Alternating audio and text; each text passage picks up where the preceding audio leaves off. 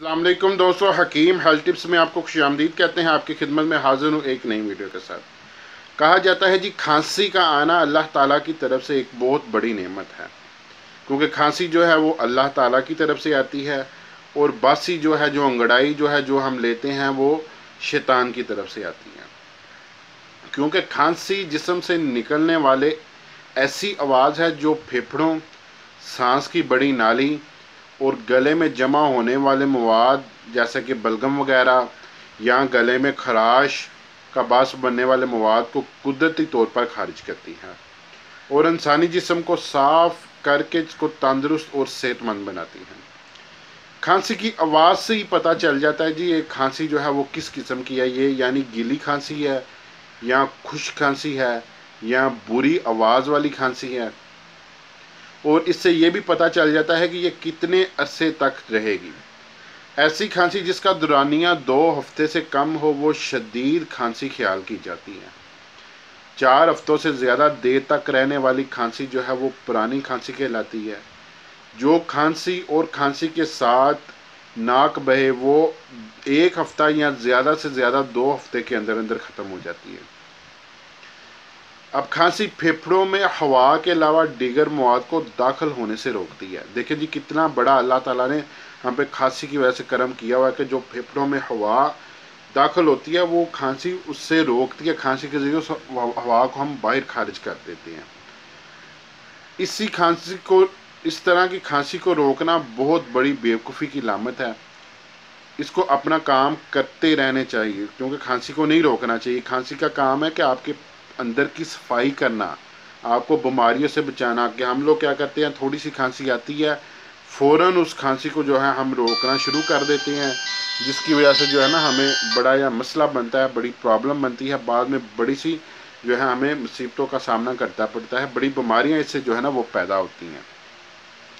खांसी की बड़ी जो वजह सांस में रुकावट होती है। जब आपकी सांस में रुकावट होती है तो खांसी आपको बहुत ज़्यादा आना शुरू हो जाती है।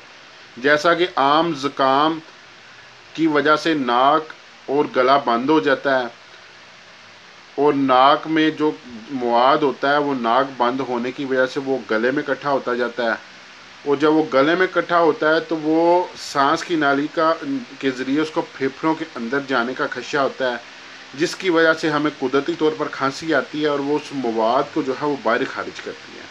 अगर वो मवाद फेफड़ों में चला जाए और फेफड़ों में जाकर जो है वो जमना शुरू हो जाए, तो वो फेफड़ों में जो है वो फेफड़ों के काम में रुकावट बनता है, जिसकी वजह से हमें सांस की बहुत बुरी तकलीफ़ होती है, और हमें जो है ना वो सांस ठीक से नहीं आता। जिन लोगों को सांस का मसला रहता है या उनको केरा बलगम की शिकायत रहती है, उनको फेफड़ों में हवा और बलगम के जाने के खतरात ज़्यादा होते हैं, तो उनको जो है वो खांसी लगातार लगी रहती है, और इस खांसी को जो है वो पुरानी खांसी कहा जाता है। अब इस खांसी का हम इलाज किस तरह से कर सकते हैं कि जो मतलब जो हमारे अंदर बलगम मवाद जो इकट्ठा हुआ है उसको हम किस तरह से बाहर निकाल सकते हैं, किस तरह खांसी के ज़रिए जो है वो गंदी तुब्बत को खारिज करके और हम अपने जिस्म को असली हालत पे ला सकते हैं। उसके लिए मैं आपको एक नुस्खा बताता हूँ। अगर आप उसको इस्तेमाल कर लेते हैं तो आपको खांसी का ज़िंदगी में मसला नहीं बनेगा। अगर बनेगा तो इसको दोबारा इस्तेमाल कर लीजिएगा, फिर ये आपके जिस्म को साफ़ कर देगी।